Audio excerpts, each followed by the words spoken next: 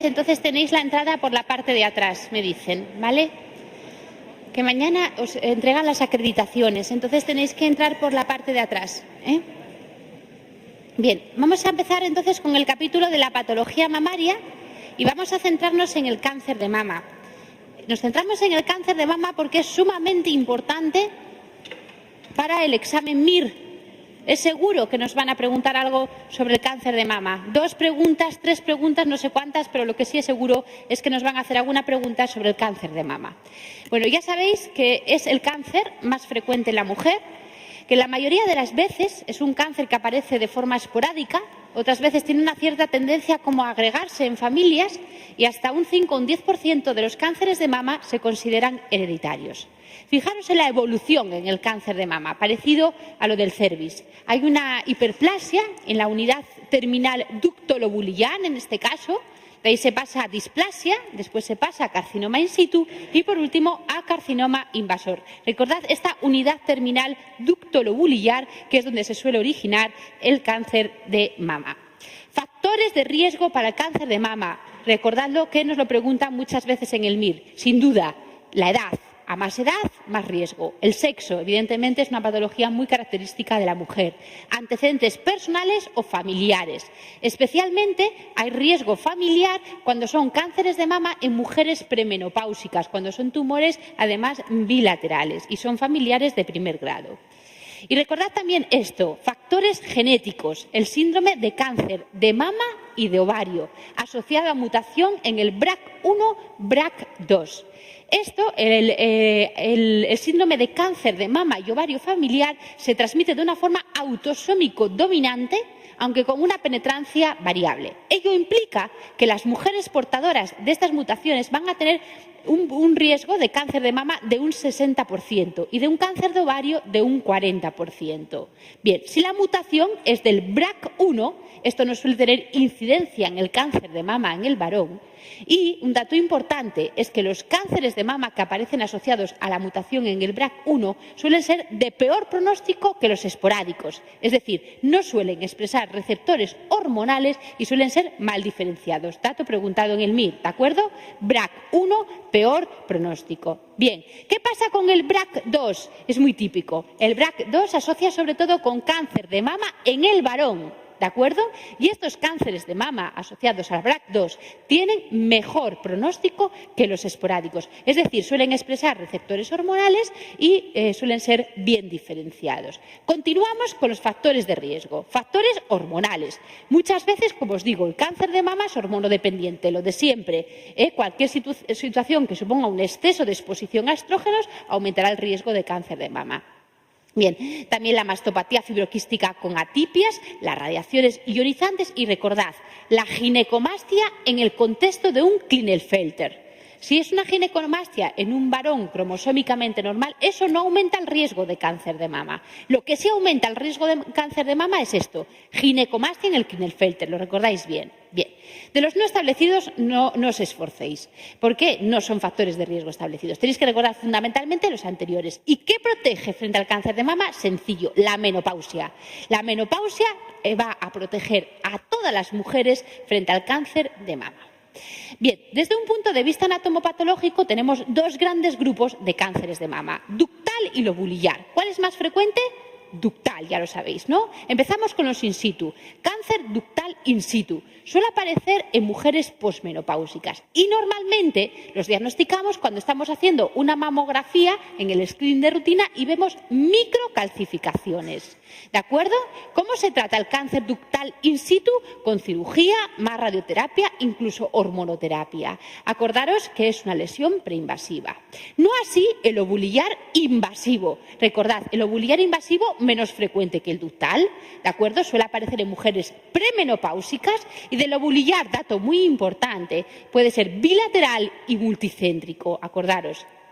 Normalmente diagnosticamos los lobulillares in situ cuando estamos haciendo una biopsia en el contexto de una mujer con mastopatía fibroquística, ¿vale? Si en esa biopsia hemos resecado toda la lesión, con eso es suficiente, porque no se considera una lesión preinvasiva, simplemente se considera un factor de riesgo para cáncer de mama.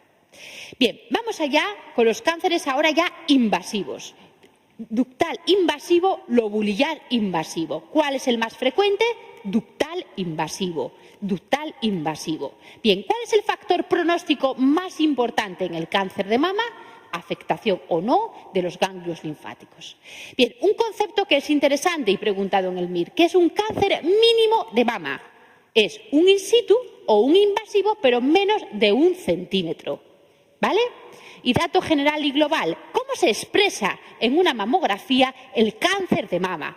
Es un nódulo espiculado mal definido con microcalcificaciones agrupadas. Siempre que sea micro, malo. Siempre que sean macrocalcificaciones, bueno. Bien, dentro del ductal invasivo, insisto, variante histológica más frecuente, hay unos que tienen mucho mejor pronóstico. Tienen mucho mejor pronóstico, como nos dice la regla mnemotécnica, el tubular, el mucinoso, el medular y el papilar. Bien, hemos visto el ductal invasivo. Pasamos al lobulillar invasivo, las características del in situ, ¿vale? Afectación bilateral, afectación multicéntrica. Fijaros, en el lobulillar es frecuente que no haya microcalcificaciones en la mamografía, ¿vale? Puede incluso escaparse al diagnóstico por mamografía porque no da microcalcificaciones. Lo que da es eso, un nódulo espiculado mal definido y lo que veis aquí muchas veces en las dos mamas. Bien, formas especiales de presentarse un cáncer de mama. Enfermedad de Payet, todo el mundo sabéis lo que es. Es una lesión eczematosa, pruriginosa, que va a afectar al complejo areola-pezón. Bien, ¿qué significa que hay una enfermedad de Payet? Significa que las células de la epidermis, de este complejo areola-pezón, están infiltradas por células tumorales procedentes de un carcinoma intraductal. ¿De acuerdo? Traduce la existencia de un carcinoma intraductal. Otro concepto sumamente interesante, cáncer inflamatorio de mama. Un cáncer de mama con signos inflamatorios. Eso tiene muy mal pronóstico, es un T4D, recordadlo. Otro concepto, cáncer de mama en el varón. Primera idea, ¿es más frecuente o menos frecuente que en la mujer? Es menos frecuente, ¿de acuerdo? ¿Tiene mejor pronóstico o peor pronóstico que la mujer? Peor. Excepto aquel que se asocia cuando hay mutación en el BRCA2. ¿Os acordáis que cuando había mutación en el BRCA2 eso se asocia a mejor pronóstico? Perfecto. Acordaros, la ginecomastia única y exclusivamente es factor de riesgo para cáncer de mama en el Klinefelter. Y luego otro concepto, cáncer oculto de mama. Fijaros, veo que tengo una adenopatía axilar positiva para cáncer de mama, pero no encuentro por mamografía ni por resonancia el tumor dentro de la mama. ¿Qué hago? Linfadenectomía y mastectomía, eso sería muy radical. Linfadenectomía o radiar la mama, o bien linfadenectomía y cuadrantectomía del cuadrante superoexterno de la mama. Recordad que la localización más frecuente del cáncer de mama es en el cuadrante superoexterno. Bien, además del ductal y lobulillar, bueno, aquí os pongo que existe una inmensa variedad de tumores dentro de la mama, como no, y como en cualquier otra localización. Bien, clínica, muy importante. Bien, la manifestación clínica más frecuente del cáncer de mama es tumor palpable, un nódulo que o bien se tacta a la paciente o bien le tacto yo. Puede aparecer telorrea, retracción del pezón, secreción, dolor, etc. Pero lo más frecuente es que la mujer se tacte un nódulo o que yo le tacte un nódulo. Bien, ¿cómo se disemina el cáncer de mama? Primero lo hace dentro de la propia glándula mamaria, después pasa a los tejidos vecinos y después ya pasa a los ganglios linfáticos. ¿A qué ganglios linfáticos fundamentalmente? Sabéis todos, a los axilares. El 75% del drenaje linfático de la mama va hacia la axila. Y ya sabéis que los ganglios axilares los organizamos según los llamados niveles de Berg. Nivel 1 por debajo del borde inferior del pectoral menor, nivel 2 por detrás del pectoral menor y nivel 3 infraclaviculares, ¿vale? Y también pueden ir, además de hacia los axilares, en menor proporción hacia la mamaria interna y cuadrantes internos. Esto sobre todo cuando son tumores de los cuadrantes internos. Bien, y luego, tristemente, el cáncer de mama rápidamente se convierte en una enfermedad sistémica. ¿Por qué? Porque metastatiza vía sanguínea. ¿A dónde? Al pulmón, dando metástasis en suelta de globos, al abdomen, al hígado, sobre todo el ductal. El ovulillar dentro del abdomen lo suele hacer en los órganos peritoneales y retroperitoneales, como genitourinarios o digestivos. Al hueso, metástasis óseas más frecuentes, las que proceden de un cáncer de mama. Al ojo, también con frecuencia. Al sistema nervioso central, también con frecuencia. El ductal suele metastatizar en el encéfalo, el ovulillar, el leptomeninges. ¿Os acordáis? Bien. Diagnóstico del cáncer de mama. Muy importante. Hemos hablado ya del cribado de cáncer de cervix, ahora vamos a hablar del cribado de cáncer de mama. Se hace mediante, ya sabéis, las pacientes sin riesgo, mamografías. Cada 2 años hacemos mamografías para ver si tienen algún tipo de lesión. A las mujeres en edades comprendidas entre los 50 y 69 años. Si son mujeres con factores de riesgo, por ejemplo, portadoras de la mutación BRCA, el screening de cáncer de mama se hace más precozmente, ¿no? A partir de los 25 años, y se hace no por mamografía, sino que se hace por resonancia nuclear magnética. Acordaros que la resonancia es un método altamente sensible para el diagnóstico del cáncer de mama. El problema que tiene la resonancia es la especificidad, tiene muy baja especificidad. Por eso siempre hay que emplearla conjuntamente con otros métodos diagnósticos. Bien. Pasamos entonces a los diagnósticos propiamente dichos del cáncer de mama. Bueno, anamnesis, clínica. Fijaros en este dato, autoexploración mamaria. Los ginecólogos siempre recomendamos que la mujer, después de la menstruación, se explore su mama. La autoexploración mamaria está bien, sin embargo, somos conscientes de que esta técnica no ha disminuido la mortalidad por cáncer de mama. Lo único que ha demostrado ser eficaz para disminuir la mortalidad por el cáncer de mama, ¿qué es? La mamografía bienal desde los 50 hasta los 69, el screening de cáncer de mama. Bien. En el diagnóstico del cáncer de mama es muy importante la inspección de la mama, ver el contorno de la mama, ver el pezón, que no haya retracciones, ver que no haya piel de naranja. Hay que palpar. Ojo, orienta a cáncer de mama cuando palpamos un nódulo irregular de consistencia leñosa y poco móvil. Si es un nódulo poco móvil, significa que ya está adherido ese tumor a los planos profundos. Y luego tenemos la mamografía, es el método por excelencia. La mamografía, bueno, ya lo que os digo, es así como se ve un cáncer de mama, una masa espiculada, mal definida, y acordaros de las microcalcificaciones. La ecografía. Bien, ¿para qué sirve la ecografía en la mama? Sirve para el estudio de la mama joven, ¿vale? Sirve para diagnosticar lo que es o para diferenciar lo que es sólido de lo que es líquido. Y sirve también para el diagnóstico del cáncer de mama en la mujer embarazada, para evitar radiar a la gestante. Bien, la ecografía la utilizamos muchas veces también como guía. Cuando queremos evacuar un quiste de mama, nos sirve para dirigir la aguja y evacuar el quiste. Bien, y la resonancia. Fijaros, este año nos han preguntado para qué sirve la resonancia. La resonancia, lo que os digo, es una técnica sumamente sensible, es la técnica que mejor nos dice el tamaño que tiene el tumor, pero lo que os digo, insisto, tiene un problema en la especificidad. Por eso hay que emplearla conjunto con otras técnicas, ¿no? Fijaros, sirve para estudiar la mama de las mujeres que tienen implantes. Sirve también para hacer el cribado de cáncer de mama, ya os he dicho, en las mujeres que son portadoras, por ejemplo, de mutaciones, como el BRCA1 o BRCA2. Sirve también para hacer el estadiaje preoperatorio y sirve también para ver la respuesta, como veremos, a la neoadyuvancia. Bien, luego tenemos el estudio patológico mediante citología o lo que es definitivo mediante biopsia. Diagnóstico mediante biopsia. Generalmente lo que se hace hoy en día es una BAG, una biopsia con aguja gruesa dirigida por esterotaxia. Bien, y por anatomía patológica, por biopsia, confirmamos el cáncer de mama. Luego hay que ver si está extendido. ¿A dónde? A los pulmones, al hueso, al hígado, etc. Podemos emplear también marcadores tumorales y el que más se emplea en el cáncer de mama es el 15.3. Bien, seguimos con el estadiaje. TNM. ¿Qué tal? Muy mal. No. Bien, ¿no? Es denso, ¿eh?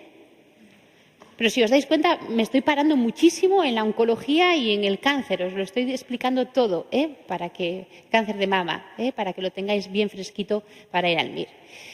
El estadiaje del cáncer de mama nos puede hacer desvanecer. Es muy sencillo. TNM, ¿vale? No es fácil. T1, T2, T3, T4. ¿Qué es un T1? ¿Un tumor de qué tamaño? Menor de 2 centímetros, ¿no? ¿Qué es un T2? Un tumor entre 2 y 5 centímetros. ¿Qué es un T3? Un tumor de más de 5 centímetros. T4, fijaros, T4A afecta pared costal, T4B afecta piel, T4C afecta pared costal y piel y T4D, lo que os decía, de muy mal pronóstico, inflamatorio. Bien, en cuanto a los Ns, a la afectación de las adenopatías, N1 cuando tenemos adenopatías homolaterales móviles, N2 cuando tenemos adenopatías homolaterales fijas o bien afectación de la mamaria interna y N3 adenopatías axilares y de la mamaria interna o supra o infraclaviculares. Y en cuanto a las metástasis, es súper sencillo, M0 sin metástasis, M1 con metástasis. Bien, tratamiento. Resumen del tratamiento. Bueno, por excelencia, el tratamiento primario del cáncer de mama es tratamiento quirúrgico. Esa es la primera idea a transmitiros. Si es un T1, T2, N0, N1, es decir, un tumor de menos de 5 centímetros, lo que hacemos es cirugía, ¿vale? Y hay que hacer cirugía sobre la mama y cirugía sobre la axila. ¿De acuerdo? Tumores de menos de 5 centímetros, cirugía sobre la mama y sobre la axila. Y luego, dependiendo del estado de los ganglios axilares, continuamos con el tratamiento. ¿Vale? Si los ganglios son negativos, pero tenemos factores de mal pronóstico, luego de la cirugía, poliquimio. ¿Vale? Ahora, ¿qué pasa? Los ganglios son positivos. Si los ganglios son positivos, depende de que la mujer sea premenopáusica o que sea posmenopáusica. ¿Me seguís, Ganglios positivos en posmenopáusica con receptores estrogénicos positivos. El tratamiento complementario es con antiestrógenos, tamoxifeno durante 5 años o Agunsai. Bien. Si es ganglios positivos, mujer posmenopáusica, receptores estrogénicos negativos, tratamiento con poliquimio. ¿Vale? Y si es ganglios positivos y mujer premenopáusica, tratamiento con poliquimio más menos castración médica o quirúrgica si además tiene receptores hormonales positivos. ¿De acuerdo? O sea, tumores de menos de 5 centímetros hay que operarlos, cirugía sobre la mama y sobre la axila. Y después, dependiendo de cómo estén los ganglios, se continúa con el tratamiento. ¿De acuerdo? Si los ganglios son positivos, desde luego que hay que poner tratamiento. Y si es una mujer posmenopáusica con receptores hormonales positivos, el tratamiento que hay que poner siguiente es el tamoxifeno o los AIS. Pero en el resto de los casos lo que hay que poner es poliquimio. Bien, ¿qué pasa si el tumor es más grande? Más de 5 centímetros o un N2, N3. En este caso, antes de intentar operar ese tumor, hay que intentar reducirlo en el tamaño. Por lo tanto, poliquimio y luego ver si se ha reducido de tamaño. Si conseguimos un tamaño inferior a 5, entonces lo operamos. Y si no, ya radioterapia. ¿Vale? Y en uno u otro caso, si además es receptor hormonal positivo, siempre tratamiento antiestrogénico. ¿Vale? Y ya en el peor de los casos, estamos con metástasis. ¿De acuerdo? Pues entonces poliquimio, o si son metástasis óseas o del sistema nervioso central, pequeños nódulos, se puede dar también radioterapia. ¿Me habéis seguido? Más o menos, ¿no? Bien, ¿qué pasa en el embarazo? Caso clínico. Gestante que en la semana 20 de embarazo se diagnostica de cáncer de mama. Bien, ¿qué haríais? Hay que operar, ¿vale? Le haríamos mastectomía, más linfadenectomía y luego, ¿qué le pondríais? ¿Hormonoterapia, quimioterapia o radioterapia? Quimio, ¿vale? La quimioterapia se puede dar durante el embarazo, excepto en el primer trimestre, en el segundo y tercero podemos dar quimio. Lo que nunca podríais dar en el embarazo es ni radio ni hormonoterapia. Por eso hay que hacer mastectomía y no cirugía conservadora en las gestantes, porque luego no podemos radiar la mama. Acordaros que siempre que hacemos cirugía conservadora sobre la mama, después hay que hacer radioterapia. Bien, entonces, cirugía, voy a resumiros cirugía sobre la mama. 2 tipos de cirugía, mastectomía, mastectomía radical modificada, tipo Madden o tipo Patty, ¿no? Es quitar la mama. Tipo Madden, conservando pectorales, y la tipo Patty es resecando el pectoral menor, ¿vale? Cirugía conservadora, que es a lo que más se tiende actualmente, es quitar simplemente el tumor conservándole a la mujer la mama. ¿Vale? Eso es la cirugía conservadora. Requisitos, que esto nos lo preguntan mucho, para hacer cirugía conservadora en la mama, que sea un tumor pequeño, de menos de 3 centímetros, y siempre y cuando después podamos radiar la mama. ¿De acuerdo? Eso sobre la mama. Cirugía sobre la axila. Podemos hacer linfadenectomía axilar ¿vale?, que debe incluir ganglios del nivel 1 y 2 de Berg, debemos quitar por lo menos 10 ganglios axilares, o bien hacemos la técnica del ganglio centinela. La técnica del ganglio centinela no es otra cosa que detectar el primer ganglio que recibe la linfa de donde asienta el tumor. Ello implica que si ese ganglio no está afectado, no van a estar afectados el resto de ganglios. Luego evitamos así hacerle linfadenectomía. ¿Lo entendisteis lo que es? La técnica del ganglio centinela, entonces, el objetivo que tiene es evitar la linfadenectomía axilar. ¿Cuándo podemos hacer técnica del ganglio centinela? Lo mismo, tumores pequeños de menos de 3 centímetros que estén en cuadrantes externos y, evidentemente, cuando no palpamos ya ganglios. Si palpamos ya ganglios, entonces hay que hacer linfadenectomía axilar. Bien, ¿cómo se localiza el ganglio centinela? Pues con colorantes o con la técnica de Roll. Esto es muy importante, poneros vitales, porque esto es fundamental. Os lo preguntan muchas veces en el MIR, ¿vale? Cirugía conservadora, técnica del ganglio centinela, ¿vale? Bien, en cuanto a la radioterapia, nos refrescamos. Esto lo sabéis todo, fijaros. La radioterapia tiene como finalidad en el cáncer de mama evitar la recidiva local. Por lo tanto, cuando tenemos riesgo de mucha recidiva local es cuando administramos radioterapia después de la cirugía. Por ejemplo, cuando es un tumor muy grande, más de 5 centímetros, o cuando tenemos más de 3 ganglios axilares positivos. Por supuestísimo, también damos radioterapia después de ¿qué? De cirugía conservadora, ¿de acuerdo? ¿Requisitos para la cirugía conservadora? Tumor menor de 3 centímetros y luego radioterapia. ¿Y para qué empleábamos también la radioterapia en el cáncer de mama? Para el tratamiento de las metástasis en huesos y en el encéfalo. Muy bien. Tratamiento con quimio, os resumo. ¿Cuándo utilizábamos la quimio antes de la cirugía? Cuando son tumores muy grandes. ¿Os acordáis? Más de 5 centímetros damos quimio para reducirlos, ¿vale? ¿Y cuándo damos después de operar? A ver si lo recordáis, quimioterapia. Damos quimioterapia cuando tenemos ganglios axilares negativos, pero factores de riesgo, ¿no? O bien cuando tenemos ganglios positivos en una mujer posmenopáusica con receptores estrogénicos negativos, o bien ganglios positivos en una mujer premenopáusica. Perfecto, ¿no? ¿Me seguisteis, ¿Me miráis así con una cara? Bien. Y esto a mí me parece que es muy importante que lo recordéis. El trastuzumab, ¿qué hemos visto hoy? Denosumab. ¿Os acordáis en qué? Tratamiento de la osteoporosis. Anticuerpos monoclonales. Estos son el futuro en la terapia. Son anticuerpos dirigidos frente a qué en este caso. Frente a son dirigidos o son específicos para estos tumores que sobreexpresan el oncogen ER2-Neu. Perfecto. Y esto yo creo que también es muy actual, todavía nunca nos lo han preguntado en el MIR, y esta es la actual clasificación pronóstica del cáncer de mama. Fijaros, tenemos el cáncer de mama que llamamos subtipo luminal. Luminal. Es el que expresa receptores hormonales y es el que tiene mejor pronóstico. Acordaros, luminal. Receptor hormonal positivo, mejor pronóstico. Luego, subtipo ER2. Este tiene un pronóstico intermedio. A priori es un pronóstico malo, pero debido al trastuzumab tiene un pronóstico intermedio. Y por último, el tipo basal, el tipo triple negativo. Receptor hormonal negativo, ER2-Neu negativo. Ese es el que tiene peor pronóstico. ¿Vale? Recordadlo bien, ¿de acuerdo? Tenemos, por lo tanto, luminal, ER2 y basal. Ojo, que os lo pueden preguntar. Venga, pues entonces vamos a ver las preguntas Repemir, a ver qué os parecen. ¿La menopausia protege? Acordaros que nos lo preguntan en el MIR, frente al cáncer de mama. La presencia de microcalcificaciones en la mamografía sugiere la presencia de cáncer de mama. Receptor hormonal positivo indica buen pronóstico, ¿vale? El factor pronóstico más importante en el cáncer de mama es la afectación o no de los ganglios axilares.